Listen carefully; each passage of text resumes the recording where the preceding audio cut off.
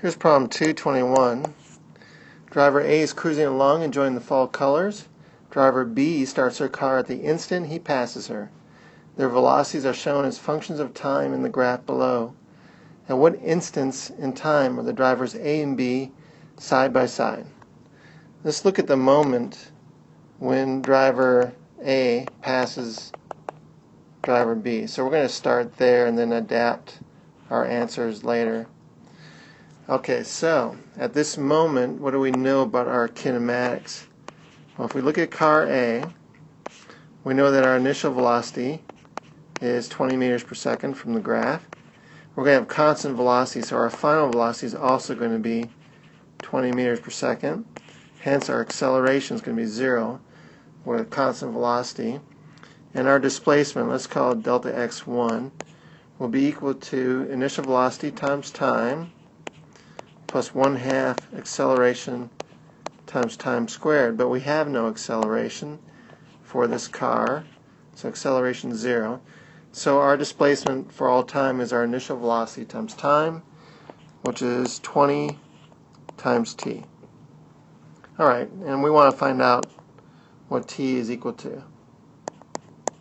Everything's going to be simultaneous from this point. Okay, car B. What do we know about that? Well, we start from rest, so our initial velocity is 0. And we know our acceleration will be the slope of this velocity graph, and that will be rise over run. So let's see, if we go up to 40 meters per second and do that in 4 seconds, or even 20 meters per second in 2 seconds, that's going to be 40 divided by 4, or 10 meters per second squared. So that is our acceleration for all time. And our final velocity will be equal to our initial velocity plus acceleration times time. So that's going to be equal to initial velocity being 0. Let's see if I can do this. That's going to be equal to 10t. Okay. And our displacement for all time, it's called delta x2, is going to be equal to our initial velocity times time plus 1/2 acceleration times time squared. But initial velocity, of course, is 0. So this is going to be equal to 1/2 times 10 times t squared for the same t. So this is going to be equal to 5t squared from the moment that the driver A passes driver B. Alright, sounds good. We want to find out at the moment from that point when they pass each other, hence they would have the same displacement and they would be at the same position. So we want delta x1 to equal delta x2, so they have the same displacement. And that would require that from the first moment when they pass each other, 20t is equal to 5t squared. Well, one of the t's cancels on both sides. And solving for t then, I have t is equal to 20 divided by 5, or 4 seconds. So from 4 seconds from the time at which car A first passes car B, they have the same displacement.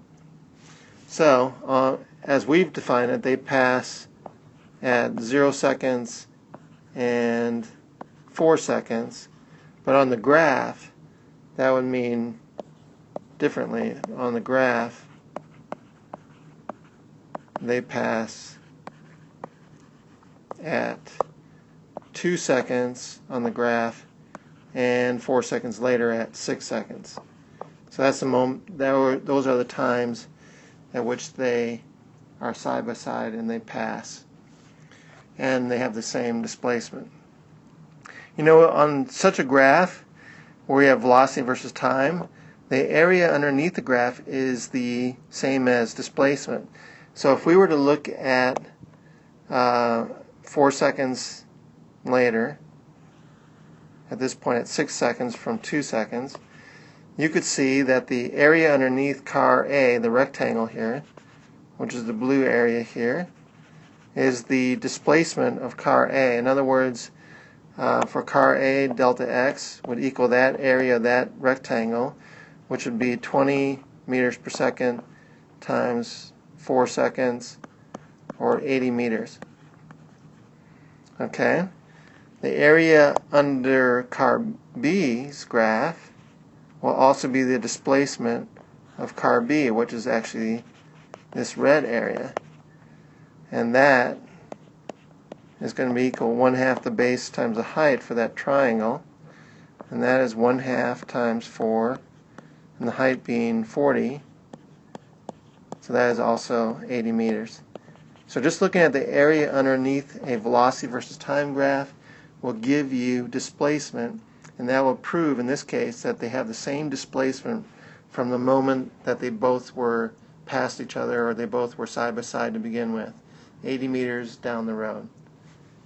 Answer.